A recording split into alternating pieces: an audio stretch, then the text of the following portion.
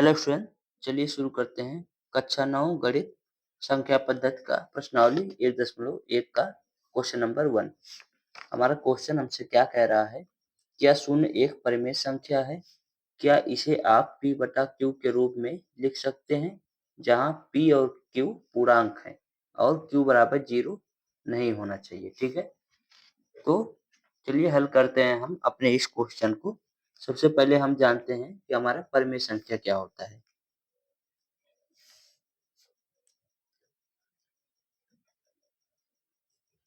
परिमेय संख्या क्या होता है? जिसे p बटा q के रूप में हम लिख सकते हैं, लेकिन q जो है वो हमारा 0 नहीं होना चाहिए। ठीक है ना? ठीक है, q हमारा 0 नहीं होना चाहिए। ठीक है, और क्या शून्य एक परिमेय संख्या है? तो हमारा पूर्णांक देखिए, p और q पूर्णांक होना चाहिए। तो पूर्णांक हमारा संख्या क्या होता है? पूर्णांक ये हमारा होता है 0, 1, 2, 3, 4, इधर माइनस में भी होता है। ठीक है, तो देखिए 0 पूर्णांक में आ रहा है ना। ठीक है, तो हम 0/1 लिख सकते हैं। कैसे? क्योंकि देखिए ऊपर हम लिख सकते हैं, क्योंकि नीचे कहा है कि नीचे आप 0 नहीं लिख सकते। तो 0 आपका एक पूर्णांक संख्या है, p और q पूर्णांक दिया है ना, कि जहाँ p और q पूर्णांक होने चाहिए। तो 0 एक पूर्णांक संख्या, इसलिए यह एक परिमेय संख्या होगा। इसको हम p बटा q के रूप में लिख सकते हैं। ठीक है, तो हम लिखेंगे अतः 0 एक पूर्णांक संख्या है, अतः इसे p बटा q के रूप में लिखा जा सकता है। ठीक है ना? ये आपका क्वेश्चन नंबर 1 सॉल्व हो गया। ठीक है, चलिए क्वेश्चन नंबर 2 देखते हैं। क्वेश्चन नंबर 2 हमसे क्या कह रहा है कि 3 और 4 के बीच में 6 परिमेय संख्या ज्ञात करना है हमें। ठीक है ना? 3 और 4 के बीच में हमें 6 परिमेय संख्या ज्ञात करना है। तो हम क्या करेंगे? आप दो प्रकार से कर सकते हैं इसको, या तो दशमलव में 3.1, 3.2, 3.3 इस प्रकार आप ज्ञात कर सकते हैं, या फिर आप भिन्न में भी ज्ञात कर सकते हैं। तो भिन्न में हम सॉल्व करेंगे। ठीक है, भिन्न में तो सबसे पहले हमें कितना ज्ञात करना है? जितना ज्ञात करना होता है उसका हम +1 कर लेते हैं। 6 ज्ञात करना है, +1 कर लेंगे। ठीक है ना, बराबर 7। ये हमारा 7 हो जाएगा। तो अब हम क्या करेंगे? इस 7 का इन दोनों संख्याओं में नीचे ऊपर हम गुणा करेंगे। जैसे देखिए 3 गुणे 7/7 और ये 4 गुणे 7/7। बताइए इसमें क्या कुछ अंतर होगा? इस 7 से 7 कट जाएगा, तो ये संख्या है आपका 3 और 4 वैसे ही बच जाएंगे। तो देखिए कितना हो गया आपका? 7×21/7 और ये 7×28/7। ठीक है ना, 21/7 और 7×28/7। अब देखिए 21 के बाद क्या होगा आपका? 21 के बाद 22/7, 23/7, 24/7, 25/7, 26/7, उसके बाद 27/7। देखिए कितनी संख्या हुई आपका? 1, 2, 3, 4, 5, 6। 6 आपसे कहा है, तो आपका ये 6 संख्याएं निकल गया। क्वेश्चन में आपसे जितनी संख्याएं निकालने के लिए कहे उसका +1 कर देंगे 7, और आपको इस प्रकार गुणा करना है कि उसको काटने पर उसका मान वही बचे। जैसे देखिए यहाँ पर हम 7 अगर काट देंगे तो ये 3 और 4 ही बचेगा। ठीक है ना? आई होप आपको अच्छे से समझ में आया। तो चलिए क्वेश्चन नंबर 3 की ओर बढ़ते हैं। क्वेश्चन नंबर 3 में हमें क्या कहा है? 3/5 और 4/5 के बीच 5 परिमेय संख्याएं ज्ञात कीजिए। ठीक है ना, 5 परिमेय संख्याएं ज्ञात कीजिए। तो देखिए 5 है, तो 5 + 1 करिए, बराबर आपका ये 6 हो गया। 6 हो गया ना, तो अब 6 से इन दोनों संख्याओं में ऊपर नीचे हम गुणा करेंगे। 3 गुणे 6 बटे 5 गुणे 6। उसके बाद इसमें भी करेंगे 4 बटे 5, 4 गुणे 6 बटे 6। अब देखिए इसमें नीचे ऊपर अगर हम किसी संख्या में देखिए 2 है, ठीक है ना? 2 में अगर 2 4 से ऊपर नीचे हम गुणा करेंगे तो कितना बचेगा? 2 चौक 8 बटे 4, 4 से कटकर 2 ही बचेगा। इसलिए नीचे ऊपर अगर सेम संख्या से गुणा या भाग करते हैं तो कोई अंतर नहीं पड़ता है संख्याओं पर। तो देखिए कितना हो गया 3 छक 18, 5 छक 30। ये कितना हो गया 4 छक 24, 5 छक 30।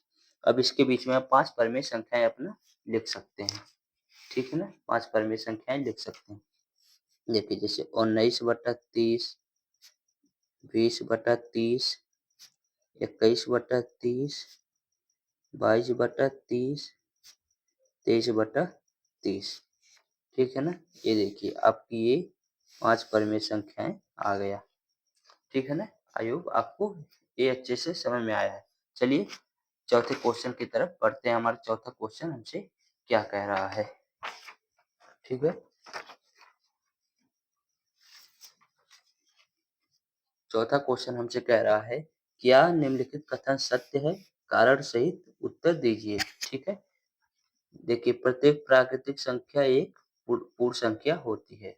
प्रत्येक पूर्णांक संख्या एक पूर्ण संख्या होती है। उसके बाद प्रत्येक परिमेय संख्या एक पूर्ण संख्या होती है। तो चलिए पहला क्वेश्चन हम हल करते हैं कि क्या हमारा प्रत्येक प्राकृतिक संख्या जो है वो पूर्ण संख्या होती है? तो देखिए प्राकृतिक संख्याएं आपका क्या होता है 1, 2, 3, 4, 5, 6 और पूर्ण संख्याएं आपका क्या होता है 0, 1, 2, 3, 4, 5, 6, 7, 8। तो देखिए ये जो आपकी प्राकृतिक संख्याएं हैं वो इसमें पूर्ण संख्याओं में आ रही हैं। 1, 2, 3, 4, 5, 6 इसलिए हम कह सकते हैं कि जो प्राकृतिक संख्याएं होती हैं सभी प्राकृतिक संख्या वो एक पूर्ण संख्या होगी, ठीक है? तो ये आपका सत्य है क्योंकि सभी प्राकृतिक संख्या एक पूर्ण संख्या होगा, पूर्ण संख्या होती है, ठीक है? चलिए अब दूसरा देखते हैं। हमसे कह रहा है प्रत्येक पूर्णांक संख्या एक पूर्ण संख्या होती है, ठीक है? प्रत्येक पूर्णांक संख्या एक पूर्ण संख्या होती है। तो सबसे पहले जानते हैं पूर्णांक संख्या। तो देखिए पूर्णांक संख्या आपका क्या होता है -3 से -3, 2, -1, 0, 1, 2, 3, 4 इस प्रकार अनंत तक ये चली जाती हैं, ठीक है? और पूर्ण संख्या हमारा क्या होता है? पूर्ण संख्या तो केवल धनात्मक होता है। ये देखिए केवल 0 और 1 धनात्मक होता है। तो ये ऋणात्मक तो है नहीं अतः अतः हम कह सकते हैं जो हमारी पूर्णांक संख्याएँ होती हैं, वो पूर्ण संख्याएँ नहीं होंगी। क्यों? क्योंकि पूर्ण संख्याओं में ऋणात्मक संख्याएँ नहीं होती हैं, लेकिन पूर्णांक संख्याओं में ऋणात्मक, धनात्मक दोनों संख्याएँ होती हैं। ठीक है ना? तो हम लिखेंगे असत्य, असत्य हो गए। क्यों? असत्य क्योंकि जो हमारा ऋणात्मक पूर्णांक देखिए आप फिर से देखिए जो आपका धनात्मक पूर्णांक है, ठीक है? 1, 2, 3, 4 ये तो पूर्ण संख्या होंगी लेकिन जो ऋणात्मक पूर्णांक संख्याएँ हैं -1, -2, -3 ये आपका पूर्ण संख्या नहीं होगा।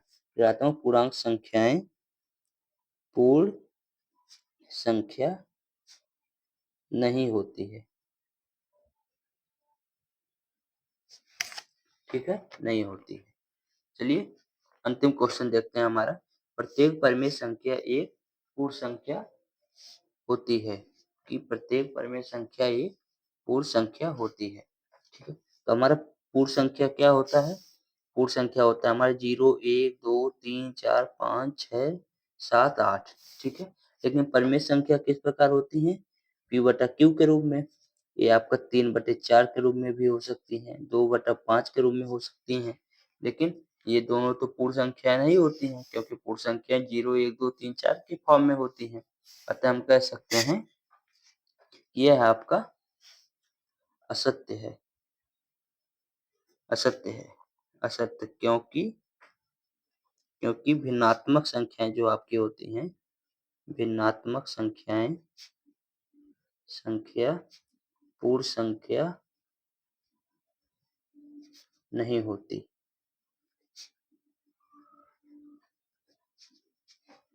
आई होप आपको क्वेश्चन पूरा अच्छे से समझ में आया है। तो वीडियो को लाइक कर दीजिए और अपने दोस्तों में शेयर भी कर दीजिए और हमारे चैनल को सब्सक्राइब कर लीजिए। मैं इसी प्रकार से आपको पूरा गणित पढ़ाता हूँ। Thank you so much for watching.